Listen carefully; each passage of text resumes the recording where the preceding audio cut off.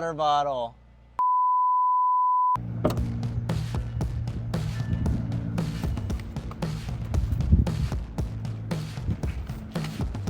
Well, bought a McLaren.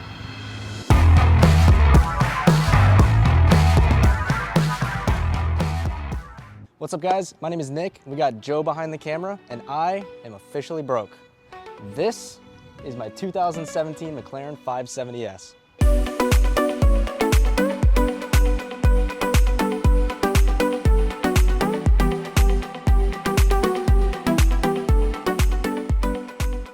All right, before we get any further, please make sure to like, comment, and subscribe. We're really trying to build up our channel and all the support really helps. So last week, I purchased one of my all-time dream cars, the McLaren 570S. Today, I want to walk you guys through the spec on this one and just show you around a little bit. So let's take a look.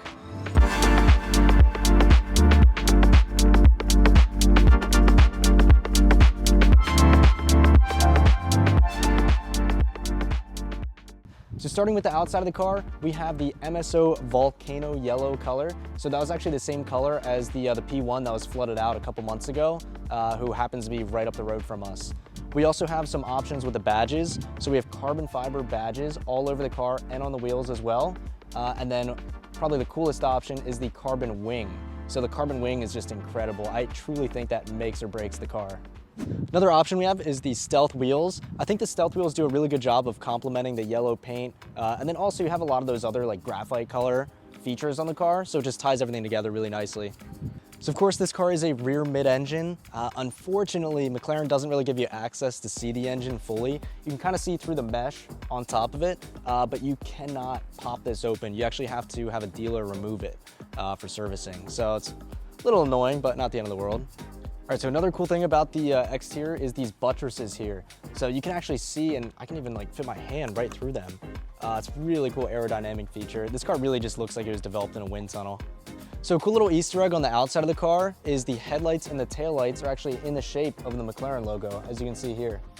All right, my absolute favorite part about this car is the dihedral doors.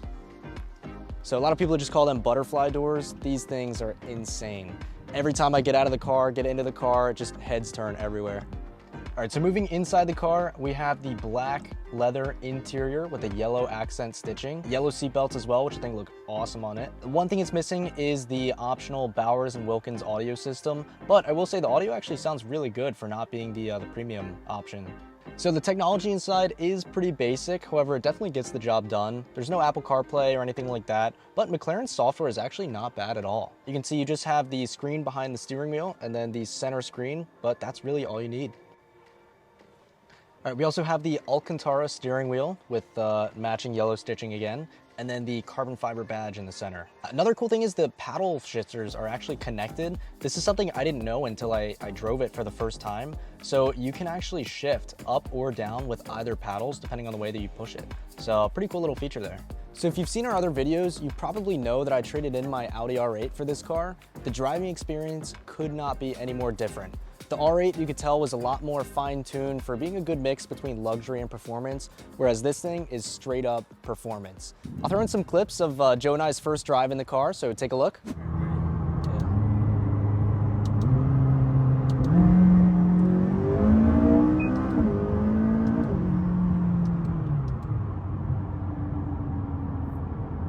That's a happy boy. I can't stop smiling. This thing is like too fast. It's insane.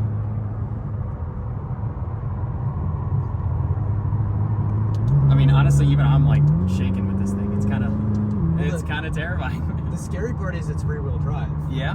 So the R8, you know, had a little bit more power, although it's a lot heavier. You know, it ripped. But this thing being rear-wheel drive, like you feel the rear end getting loose. That's the thing is when you did that first pull, I felt it. Oh, like it was 100%. It was squirming.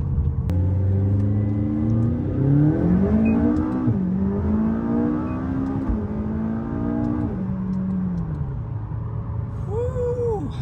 That's terrifying. So it's very obvious that this is a rear-wheel drive car when driving it. The rear wheels definitely like to get loose, whereas on the R8, you never really felt that. The power delivery is also completely different on this. So when you notice, you have to wait for the turbos to really spool up, and then once they do, the acceleration is like base ripping. It's insane. So guys, that's gonna wrap up today's video. Let us know in the comments, what do you think about the spec?